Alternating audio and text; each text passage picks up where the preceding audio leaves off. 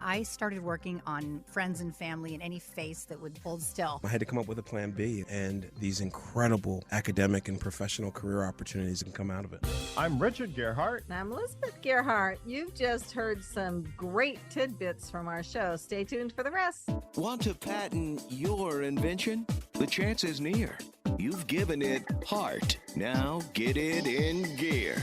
It's Passage to Profit with Richard and Elizabeth Gearhart. I'm Richard Gearhart, founder of Gearhart Law, a firm specializing in patents, trademarks, and copyrights. I'm Elizabeth Gearhart, not an attorney, but I work at Gearhart Law doing the marketing, and I have my own startups. Welcome to Passage to Profit, everyone, the road to entrepreneurship, where we talk with startups, small businesses, and discuss the intellectual property that helps them flourish. We have on our show Christina Flach, who is just an amazing woman. She's a celebrity hair and makeup artist, and she's the founder of Pretty Girl Makeup. And she's also going to be talking about a new business that she's going to be starting. So can't wait to hear from her. And then we have Shaon Berry.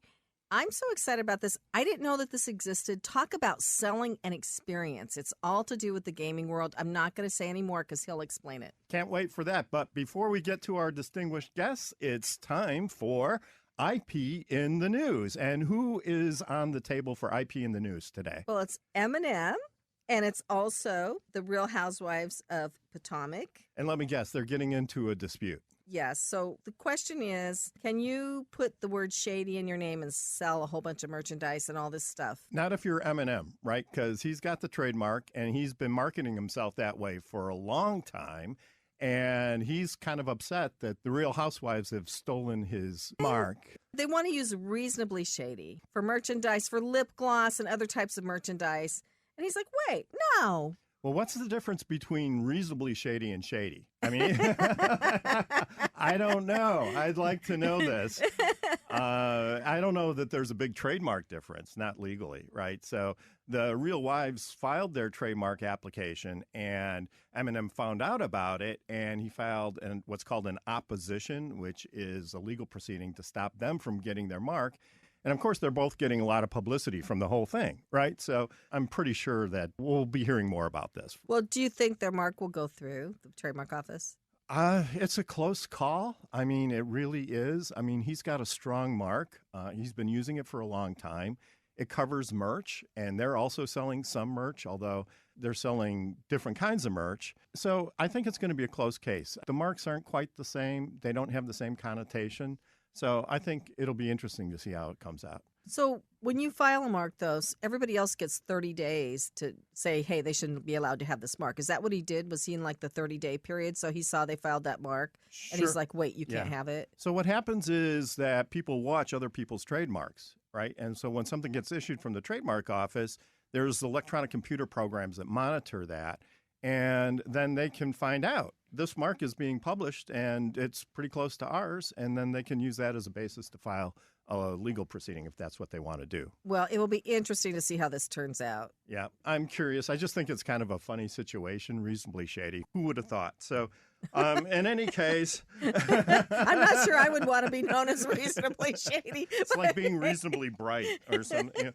So, not very. So I want to ask Christina, talking about M&M and his shadiness, can you maybe give us your opinion on this whole situation? You know, it's funny. I'm in the midst of trademarking my new company called I'm Too Busy. So all this that you're just talking about is something that I'm dealing with presently. So it's funny, his reasonably shady. It's funny to me to hear that he's watching that. Yeah. I mean, and that he's actually even able to file something like that. Trademarking, as you know, is very complex and complicated. It's complicated. And, once the lawyers get involved, they can, you got to fight this, right? Yeah. And I'm curious how he found out that they were using it. I wonder who told him or how he found out about it. Yeah. Is there some notification at the trademarking offices that let you know when a word or something that you've trademarked is that someone else has done that? Do they inform you, or how is that? The answer to that question is yes. Every time a trademark gets granted, it gets published, and there are databases where this information is available. Mm-hmm. And so you can put keywords in, like his attorney's putting keywords for shady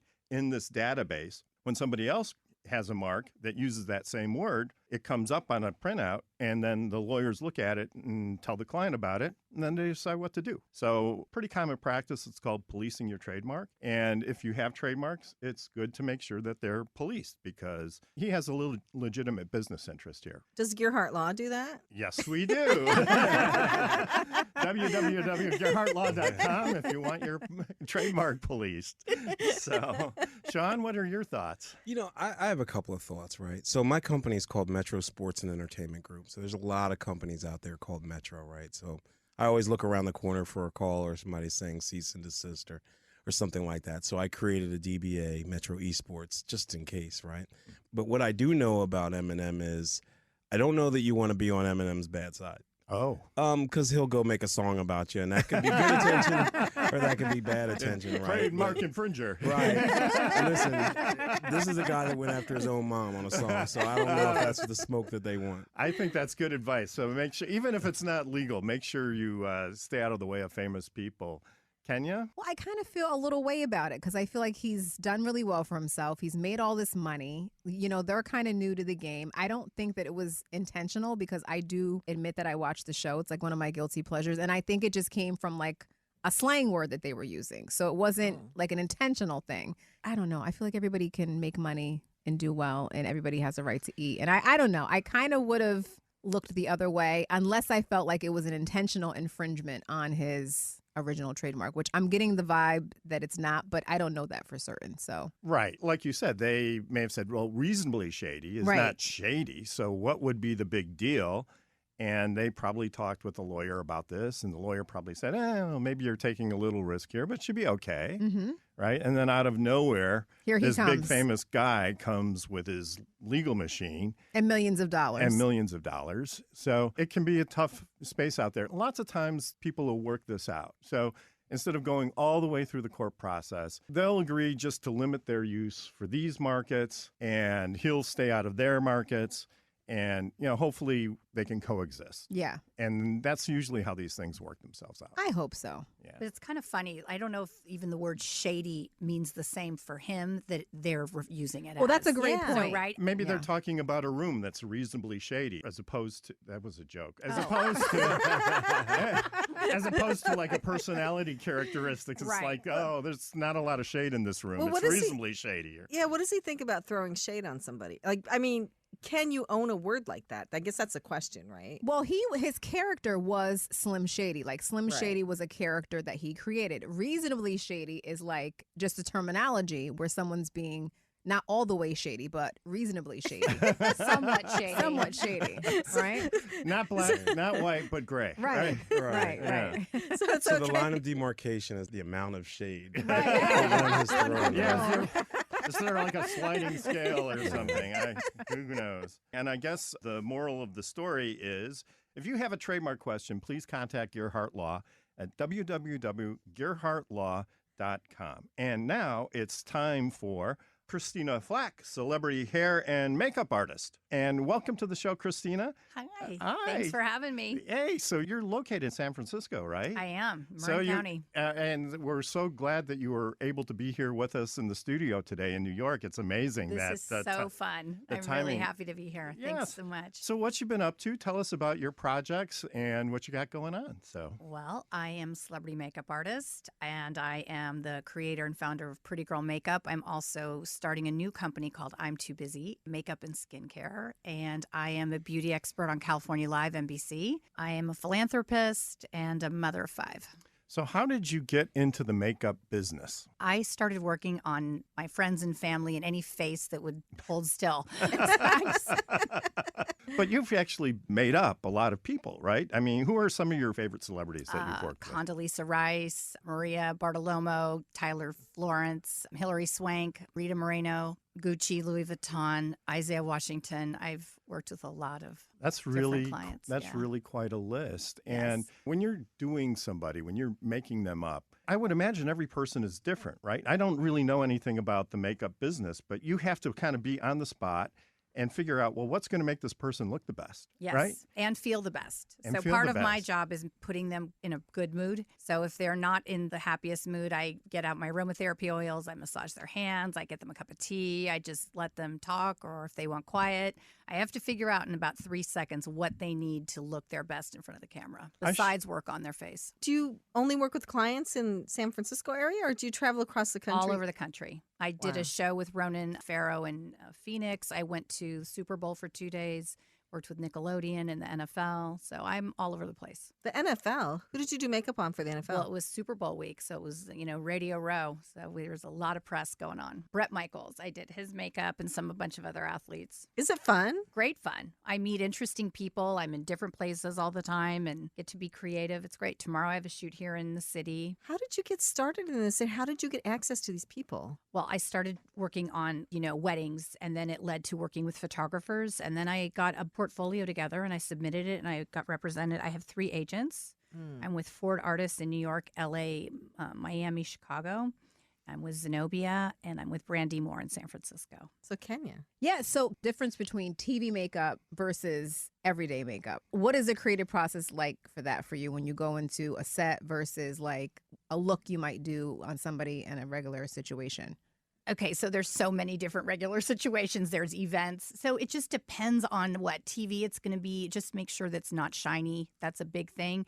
And it depends on how much makeup is needed. Obviously, for the men, not as much. They just need to, moisturizer, concealer, and powder, and make sure their hair's good, and evened out the skin. Mm-hmm. And then for women, it's just like, I did Rita Moreno for People magazine. So that was like a great amount. I think she looked beautiful, and it looked really great in the magazine. So it just is, every situation is different, and you have to adapt quickly. How long does it take you to make somebody up?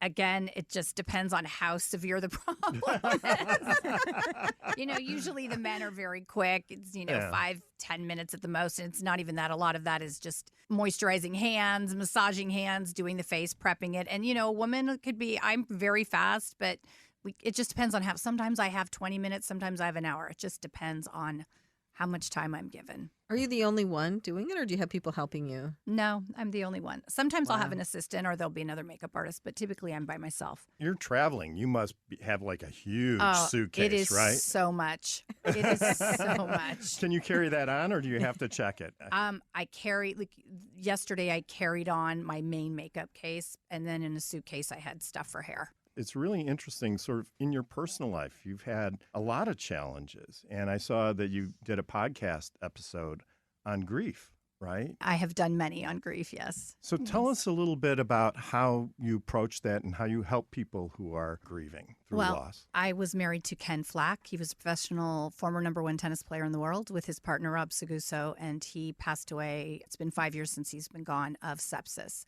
And so after he passed, I speak about raising awareness for sepsis, the signs of it, because most people don't know what they are. What are they? Sepsis is an infection of the blood Mm-hmm. that attacks all your vital organs. So if you have an infection someplace in your body, whether it be an infected tooth or a cut on your hand or a cold, bronchitis, as my husband had, and you are not seen or not treated with an IV antibiotic, it will shut down all of your organs very quickly. It's a very aggressive disease. So after he passed away, the Sepsis Alliance contacted me and asked if I'd be willing to speak about raising awareness. And I said yes. And then it kind of segued into grieving, how I grieve, how people grieve. And I think that you can grieve in a positive way. I don't think it needs to be an old lady with a veil in black, completely miserable and angry all the time. I think you can honor your loved one in different ways. I started 2 educational funds at the Northern Lights School in Oakland, California for underprivileged children. My kids have all helped at the school,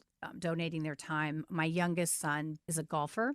And for the last 7 years, he has played golf in a golf tournament that Vida Blue puts on with all these different athletes in the Bay Area.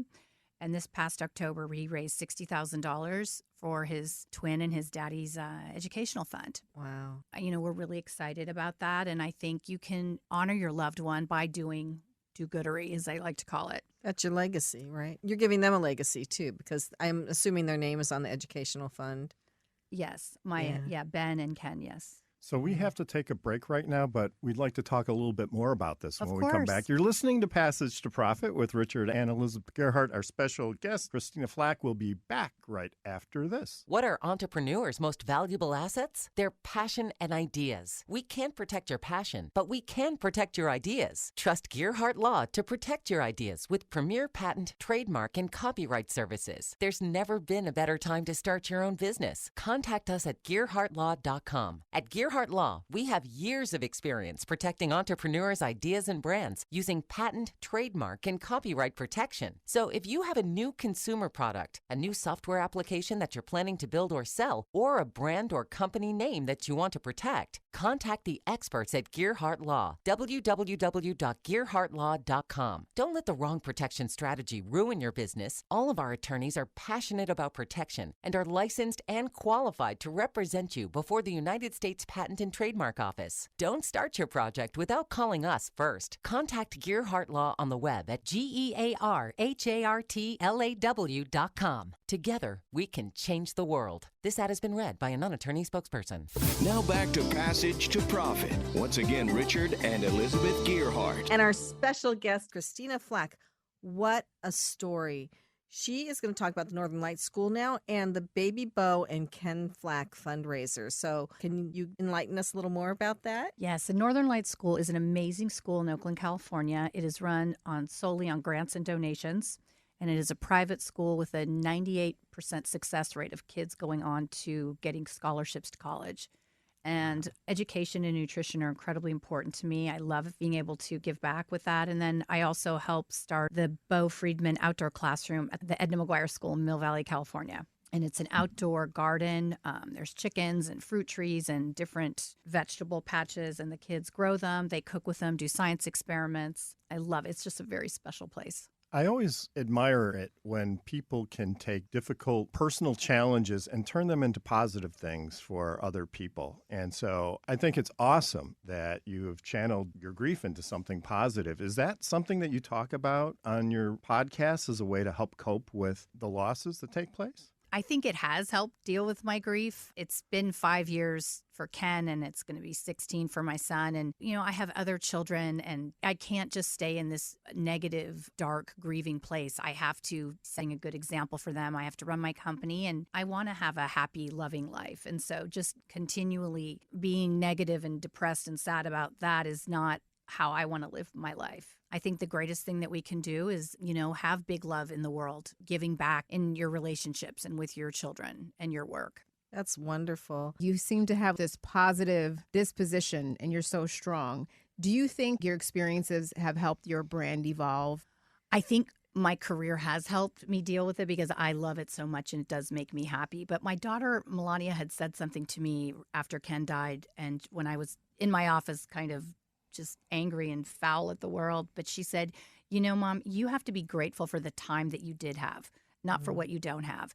And I think that's kind of how I live my life. I try to live with a sense of gratitude and love and laughter, and it opens doors for so many possibilities. I never expected to be an on-air beauty expert on California Live on NBC, which is really fantastic. It totally helps my brand. And doing all these podcasts, I started doing them, and it's evolved into me speaking more about beauty and wellness. And I'm trying to segue away from, speaking about the grieving all the time, because I don't want to be living in the past and living just as this grieving widow. I'm in a new relationship, after it's been a long time now. And so I really want to focus on the life I have now and not so much on the past life. Good Christina, for you. You are one of the bravest people I've ever met. You're in a new relationship, too. That's got to be a challenge. But I did want to find out about I'm Too Busy. I'm Too Busy, yes. I'm really excited about it. What is that? I wanted to start a new company, and the name came up, and we trademarked it, and it's I'm Too Busy, and it kind of is like my life. I'm too busy, but I'm not. There's balance in my life, but I love being busy. I love having all these different opportunities, and it's fun. And I think in the makeup industry, I want people to be able to do their makeup in a short period of time with the exact essentials of makeup they need. So many times I've had women come up to me and say, I've gone into all these stores and they're selling me all these products. I don't know how to use them, and I don't use them.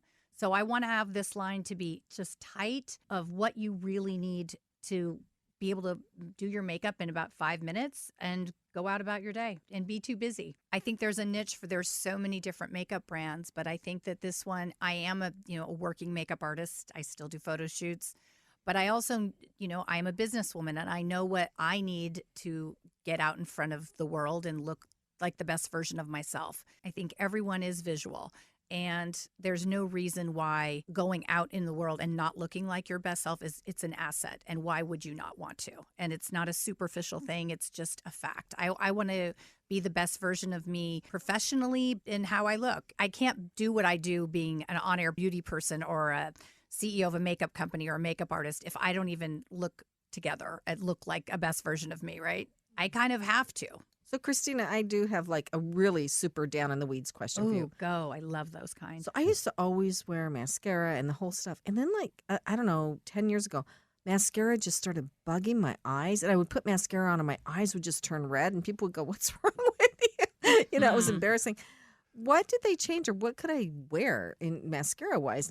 I don't know what kind you were using, but oftentimes mascara is something that needs to be changed every 2 to 3 months. Maybe it was the brand then that I was trying. Or were you taking it off every night? I cannot tell you how many women come up and tell me they don't take off their mascara. They keep it on. To me, it's as bad as not brushing your teeth. I sleep with my makeup sometimes if I'm really, really, really tired, but I do really good skincare. Like I get a facial once a month. Like I know it's important because you can have like great makeup and if your skin's not good, exactly, you're just putting paint on a bad canvas. I speak a lot about beauty from the inside out, and it's not just what you put on your face, it's what you eat, what you drink, a lot of rest, drinking a lot of water. Feeling good helps you look good, right? Definitely. I think when people are happy, the eyes don't lie. Mm-hmm. So when people are happy, when they have love in their eyes, laughter in their heart, they look better on camera. So that's why part of my job when I am on a shoot is to make sure that the person is in good a mood as they can be in, because they will photograph better, which makes my work look better. What do you do to make sure that a guest feels good? I just start out by, hey, how's your day going? And if they tell me awful, they don't want to talk, then we just end it there. And I'll just get out to some lavender essential oils and massage their hand. And they all, in like 30 seconds, they're in a good mood. And so if we had known you would do this, we should have gotten you here earlier. Yes.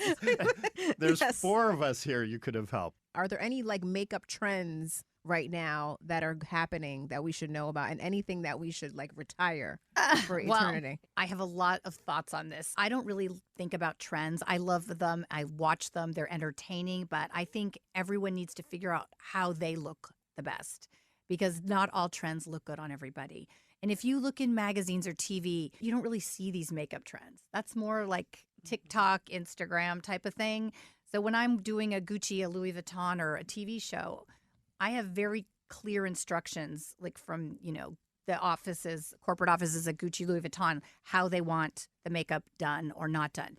They want it very basic.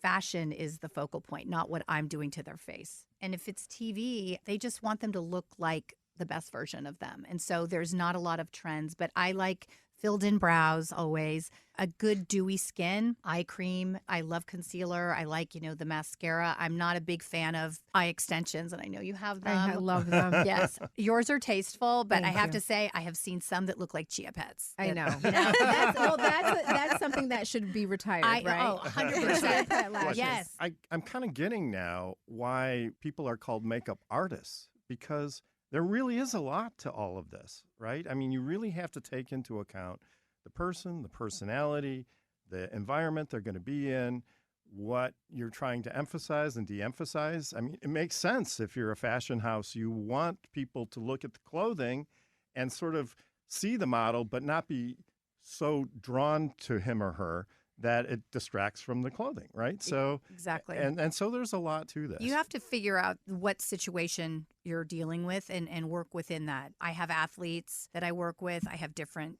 chefs, different podcasters. I work with Bachelor Nation.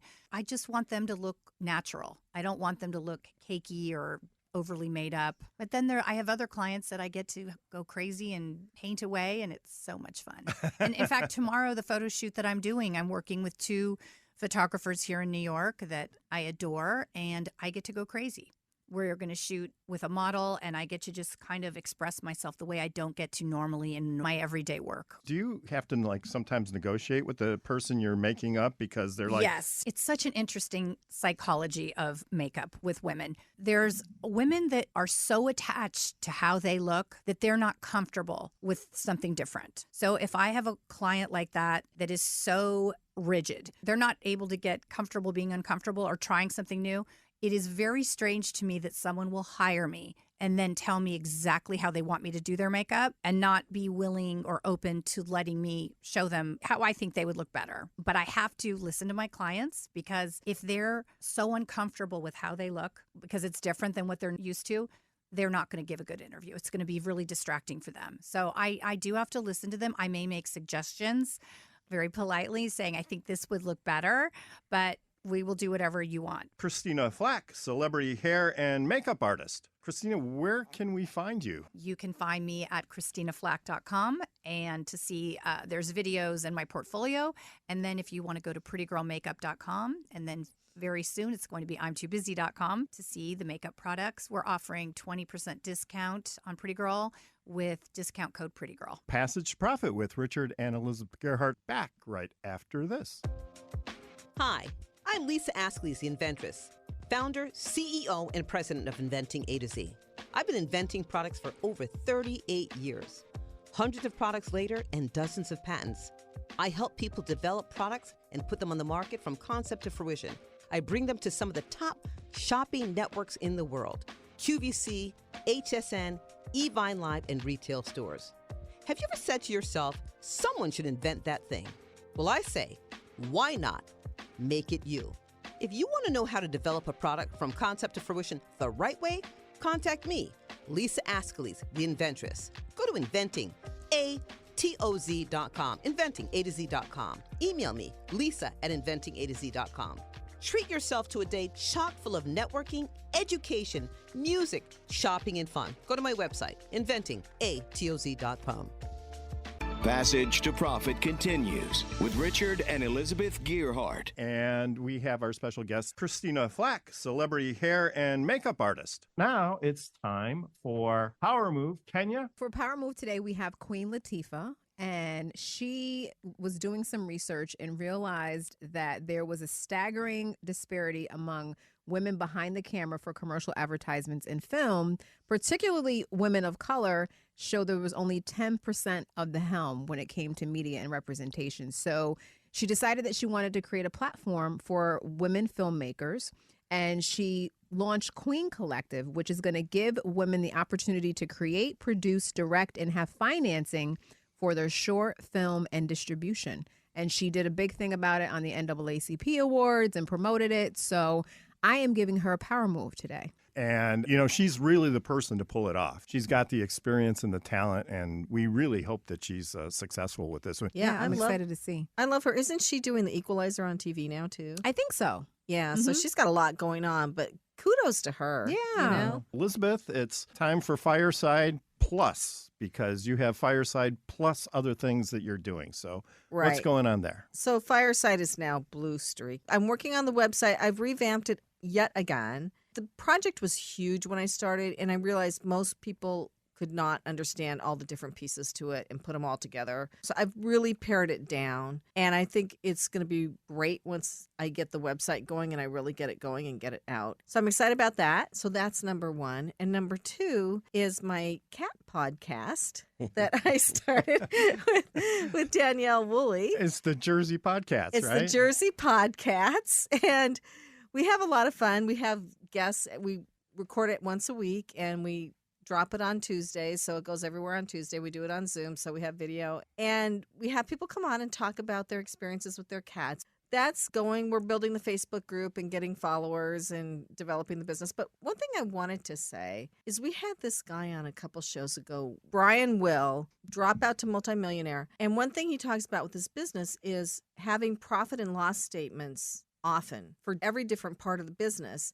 because that's the only way you know if your business is working for you or not. And so I decided to go back with both Blue Streak and the Jersey Podcasts and do profit and loss statements for everything I've done so far and it's all going to be lost. I was going to say, isn't that a little premature? Well, no, I don't think it is, because if you want to go for grants and loans and stuff like that, you have to have something to show them accounting wise, right? I do think it's important from the very beginning of your business to set some good habits and to get some of these things under control. So I realized we hadn't done that. And after listening to Brian Will, to him, that is like the one thing that can make or break your business, because it helps you keep track of everything that's going on.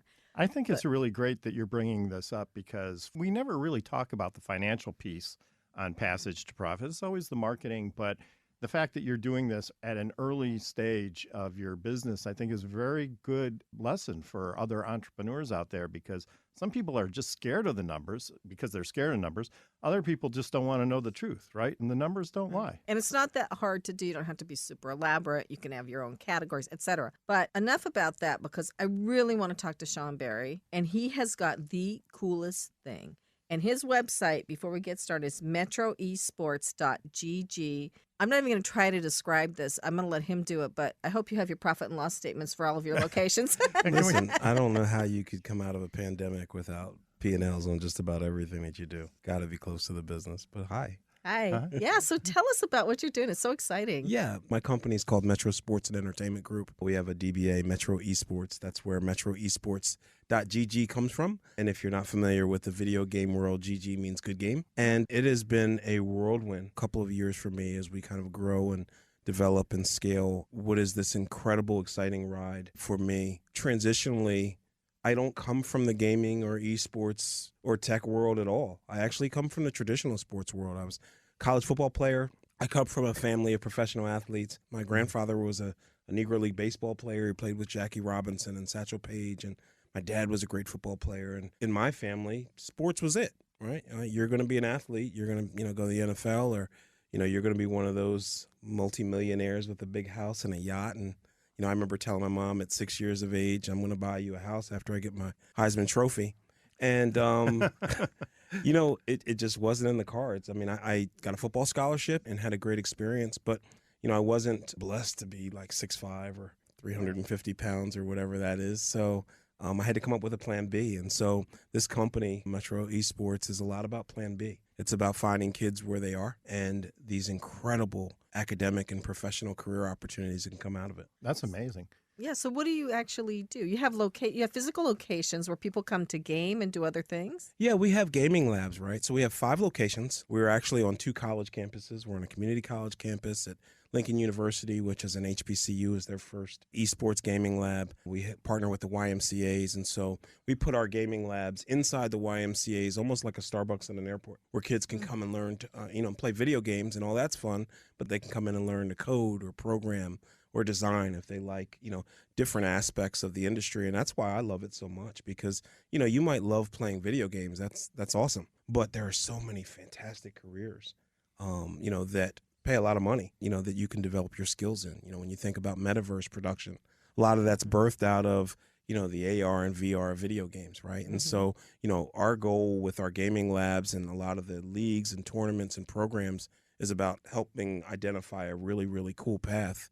Academically, 250 schools gave out esports scholarships last year. So when you say esports, what does that mean? Esports, really simply, if you remember back in the day when people played Pac-Man or Asteroids, it's 2 people playing against one another and keeping score. And so it becomes a sport out of the game. And it is now the fastest growing sport in the world. And there's like professional esports people, right? I mean, you're making a lot of money just playing video games, Well, right? don't they have like contests where people sit and play against each other for millions of dollars or hundreds of thousands of dollars, and people are sitting there watching it, right? No, you said it right the first time. It's millions. Oh, my gosh. Just to give you an idea or contextually, more people watch the Esports World Championships than watch the NBA World Finals. No way. That's amazing. Yeah. I mean, and it's massive, and it grew 37%, through the pandemic. So it just continues to grow. But what's awesome about it is, and that I love so much about it, is it unites a lot of people, not just kids, adults as well, that oftentimes are marginalized, right? And so we do high school leagues,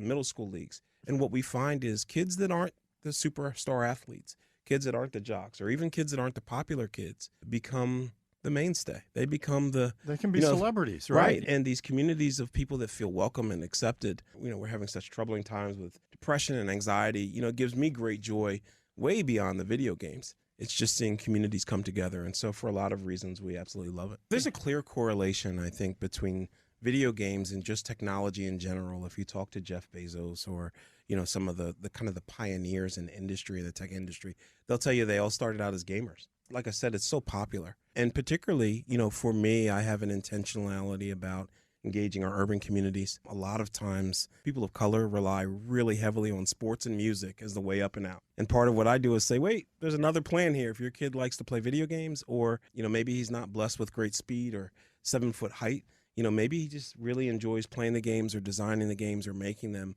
And it's about finding, an alternative or a route where you can meet kids where they are. I love that you said that, because I do think culturally a lot of times we are very codependent on the arts and music, which is not a bad thing, right? But like you said, there's so many other things and lanes that you can go after. In addition to this platform that you've created, what is the next trajectory of like where you see this scaling to? For us as a business, we're scaling. So we're in Philadelphia now in 4 locations there, and we have a new DC location that we're building with Verizon. And it gives me an opportunity to engage the community and as well as kind of the sport in general. We work with the NBA and the NBA 2K program and Madden and a lot of the bigger games. But I think the scale for us or the growth for us is about community and penetration. It's about identifying entire school systems that may struggle in terms of, computer science or programming or, some of the options that in the suburban schools where, it's a plenty, where we use video games as the carrot, right? And the stick is all the wonderful things that can be associated through technology. And so as we grow and scale, it's about offering programs to new communities and then using that to get young people interested in other career paths. That's great. I just want to see if Christina had a comment or question. I love that you have turned something that you love into a profitable business. I have always told my kids, figure out what you love doing so much that you do it for free and then figure out how to get paid. Yeah. So bravo to you. Thank you so much. I mean, my dad told me a long time ago, oftentimes your misery is your ministry, right?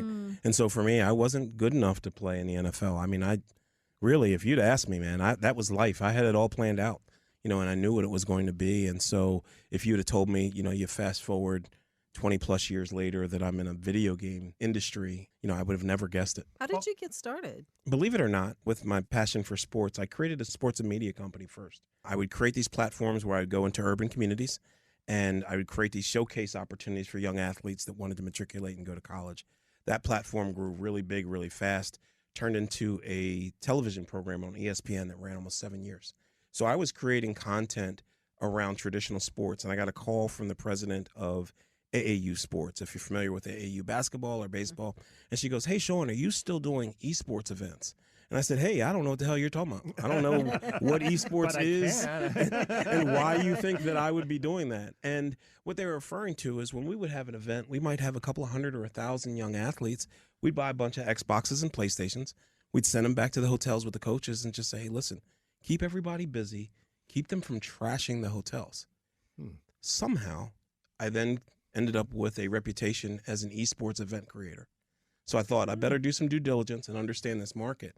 And as I began to learn more about it, what I realized was the value, right? Like when you think about traditional sports, how many people can you fit in a stadium? Maybe 50,000. Well, how many people can you fit in an esports stadium? About 500 million, right? And so you do the math for brands that want to be a part of something that's so big and so powerful. Gaming is so cognitive, too. Is there any developmental benefit to playing video games?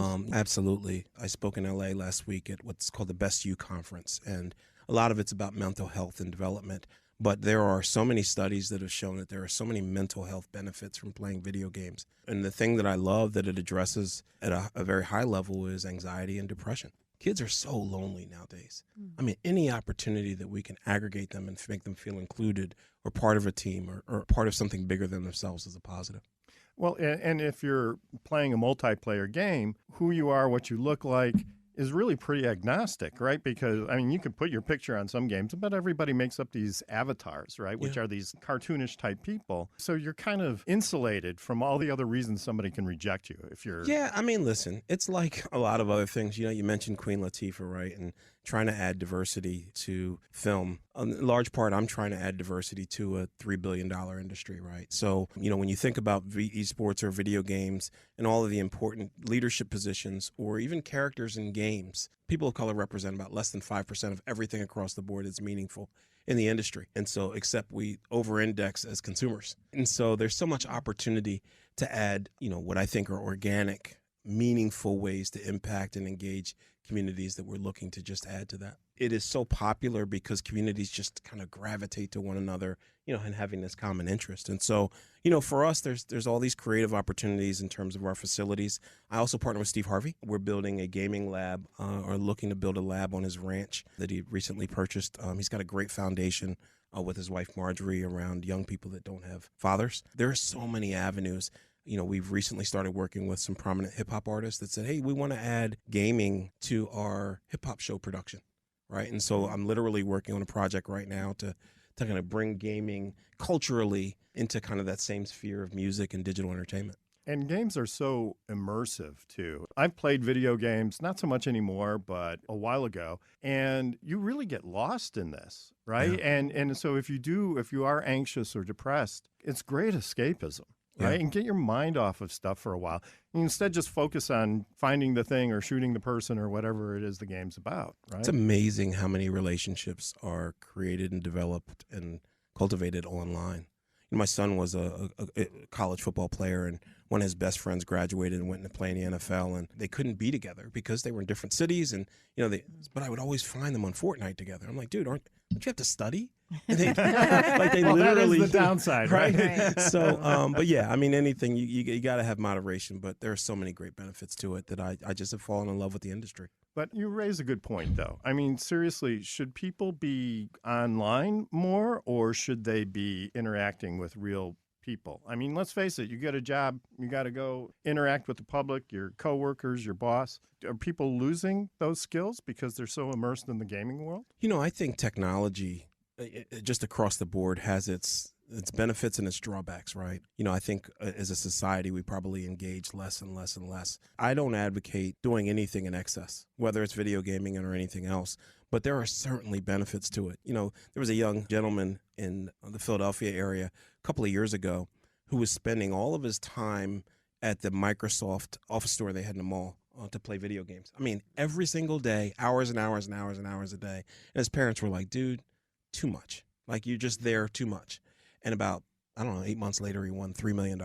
Right. Okay. And I went, dude, not enough. Guess We need what, to see Mom and Dad? you. You were wrong. We need to see you back in there. We need to see more effort from you. Is what we need to see. There's a problem-solving component to it, Yeah. right? So Yeah, that absolutely. is what stimulates the brain and cognitively helps and so on and so forth. Yeah, that's one of the things that derived, because, scientists and doctors and therapists look at it and say, what are the upsides and the downsides? And teamwork and communication and all of those things are positive things that come out of it. One of the unique projects that I work on with the District Attorney's Office of Philadelphia is safe space recreation. If you can create a gaming center or a location where young people can just get together and play and have a good time, you've done something. So I think there's a lot of benefits. It's just about carving a path, and finding unique ways to impact. What I really like that you've done, Shaon, has been like totally open to different possibilities in your business. You had a business that was, doing one thing, but you were open to all these other possibilities, and it's open doors that have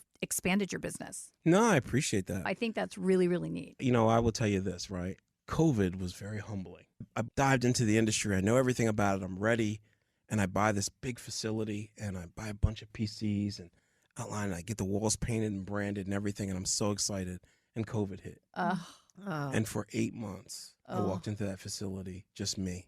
What that taught me was, you better pivot. You got folks that are dependent on you, almost like what you were talking about with your family, which was really moving for me, because when you have folks that need you to be good, no matter what your circumstance is, you got to figure it out. And, and for me, it was, okay, well, find a virtual pivot. Look for strategic partners that can elevate you while, this place sits dormant and those kinds of things. And so I really gravitated to what you were saying, because it made me think about, our own family and, the priorities and the things that you got to do to get it done. Yeah. And I also feel that there are no failures in life. Like what happened to you was not a failure. It was just like, okay, you need to go in a different direction. Sometimes these things that we think are happening to us are happening for us. Yeah. And so, you opened your place, and for 8 months, it felt like, I'm sure you felt like you were failing. Obviously, it wasn't your fault at all, but it led you to do something else, and you were open to that. So I think if people get stuck, that's when you don't see the possibilities that are out there in the world. And if you can, my friend Berlin Fisher, who is a host of the show I'm on, he taught me the greatest thing ever. It changed my life, honestly. It was get comfortable being uncomfortable. And once you can be comfortable being uncomfortable, it's not so scary or like painful. It's like, I know it's going to lead to something really great if I can just deal with this uncomfortableness for just a minute. Yes. So if you're focused on the outcome that you want, it's amazing how different your life will be. The possibilities open up, and all these things that you really want to have happen, they happen. And having the ability to be a creator, we come from the creator, right? And we have that creative spirit that's innate in us to just keep pushing and thriving and moving forward. So I love what you did. Seems like it was always part of God's plan for you. You just were pivoting so that it would shift and like morph into what it needed to be successful. It's just being open to, maybe your vision of what success looks like or what you're supposed to be. You might open that up a little bit. Do you think that your vision is bigger now that it's gone in this direction? My nature wants me to think smaller, but my circumstances are forcing me to think bigger. Mm-hmm. So it's a conflict for me. I'm very much a background kind of person. I don't like to be in the front. I wouldn't even do this unless, I thought that it was I have some really great people that work for me on my team. And so I feel like I have to do things to grow the business more for them, for myself. But yeah, it's forcing me into a different thought process about what we should be. That's what happens with every entrepreneur. You start a business, and even if you're a tech person or whatever, you think you can be behind the scenes, but guess what?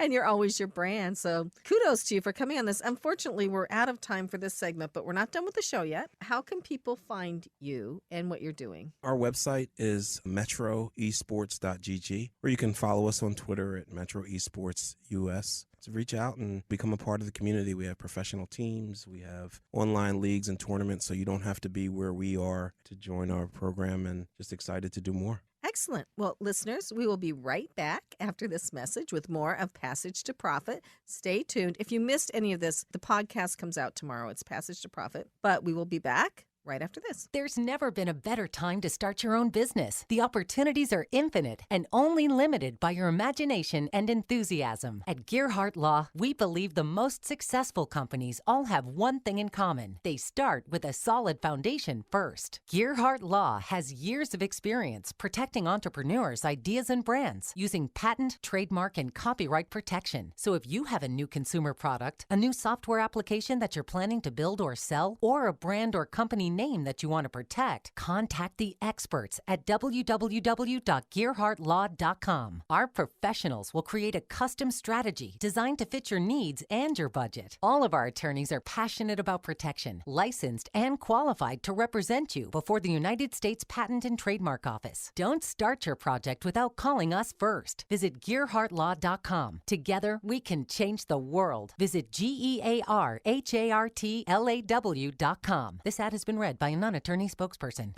Now more with Richard and Elizabeth. Passage to Profit. Noah Fleischman is our producer here at Passage to Profit, and he never stops trying to make sense of the future by looking at the past. In just the last year, a handful of radio stations across the United States were celebrating their 100th anniversary. Before long, the Heritage Broadcast Organizations, CBS, NBC, they're going to be celebrating their 100th anniversaries too. I don't mean to date myself, but as a kid, I can actually remember watching their 50ths many years ago, and they were wonderful. All this rich detail and information about the advent of radio and the earliest beginnings of television. Somehow I don't think the 100th anniversary specials, if there is going to be that many, are going to include all that great information. I mean, let's face it, if you're producing these things, it's just easier to pull from the last 20 or 30 years of material, and quite frankly, there probably aren't quite that many viewers around to even remember or have a recollection of what was on the air 60 or 70 or 80 years ago.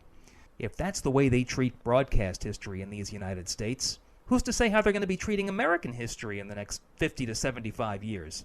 History is very important, and we need to acknowledge it all the time. It's where we were. It's where we came from. And truthfully, it's always nice to know that it's there. It's Passage to Profit. I am Kenya Gipson. We just had a wonderful conversation with our guest in studio today. And now it is time for Elizabeth's infamous question of the day. So I just picked up a book that I'm really getting into. So what I wanted to ask everybody is, what book are you now reading that you really are finding useful or that you really like? So I'm going to start with you, Christina. I read this book recently called We Plan and God Laughs by Dr. Rabbi Sherry Hirsch. It's a great title. It is, right? But you don't need to be grieving or anything. It helps you with the waves of life, how to handle them. Just ride the wave, and things do always work out, and not to focus on what could possibly maybe happen that is not going to happen. That's excellent. So, Shaon, I'm going to ask you the same question. What book are you enjoying, recently enjoyed? I read a book recently called Pursuit of Purpose by Dr. Miles Monroe, and I absolutely love it because it speaks to kind of our conversation earlier around the design around a thing. And so I think as it relates to individuals, and for me, it's like I really got to go to God to find out what the Creator's intention was for me. Excellent. Kenya, same question. What book? The first time I heard it was an audio recording. It's The Strangest Secret by Earl Nightingale. It's an old recording back from, I want to say maybe the 1940s. He was actually a salesman who ended up being one of the most influential motivational self-help folks in the business. So he started the game, and he did this audio recording one day in the absence of him being in a meeting. And it got so popular that they pressed it out and made all these, like it went gold. It went gold as a record because it was so powerful. So it is a book, but if you Google it, The Strangest Secret by Earl Nightingale, it is a powerful, I'd say 35-minute, inspirational, task-oriented, goal-oriented, motivational audio moment you're ever going to have in your life. What was the name of it again? The Strangest Secret by Earl Nightingale. So my book is Atomic Habits by James Clear. Really interesting book. I just started reading it. It was referred to me by a friend. And he talks about habits, but he talks about the reason it's so hard to change them is you have to identify with the person that you want to be. So you have to figure out who you want to be and identify with that. And then that helps you form the habits that makes you into that person.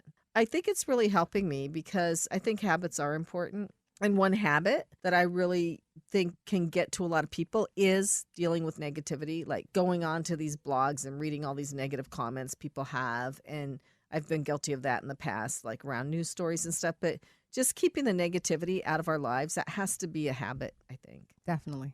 I had that experience the other day. I really wanted to just lay down and take a nap and eat cookies. And I'm like, get up, go to the gym. And I did not want to do it. And I just told myself, okay, 5 minutes, that's all you have to do. But once I did that, I broke my desire to be lazy and not productive. Christina, I wish that I had your discipline. Listen, I was just thinking about how I'm going to walk out of here and get some cookies. So. Oh, I'm going with you for that. For that activity, I'm going with you. Richard had to step out of the room, but we'll grab him and bring him along too. Very good. So I just wanted to make sure people knew how to spell Christina's last name. It's pronounced Christina Flach, but it's spelled Flach. So you can find her at christinaflach.com or prettygirlmakeup.com. And what's your new company? I'm Too Busy. I'm Too Busy. Which is a great name. Thank you. She not only has a lot of good makeup experience and advice and everything, but she also has a lot of life experience that she shares with people and helps them deal with their life experiences. She's amazing. So check her out. And then metroesports.gg is what Shaon Berry has. And what he's doing, it's so out of the box what he's doing with this gaming stuff and the outreach that he's getting with people. Just really check out his website. And, of course, we had our media maven, Kenya Gipson, with us today. She's always a pleasure to have sit in for Richard. Look for the podcast tomorrow. Find us on Facebook, Instagram, at Passage to Profit Show, Twitter, at Passage to Profit, and we have a YouTube channel. While the information provided during this program is believed to be correct, never take a legal step without first checking with your legal professional. For all your patent, trademark, and copyright needs, our firm, Gearhart Law, offers free consultations. You can visit us at gearhartlaw.com. Join us next week for another show of Passage to Profit, Road to Entrepreneurship. Thank you all for listening, and thanks to all of our participants. We'll see you next week.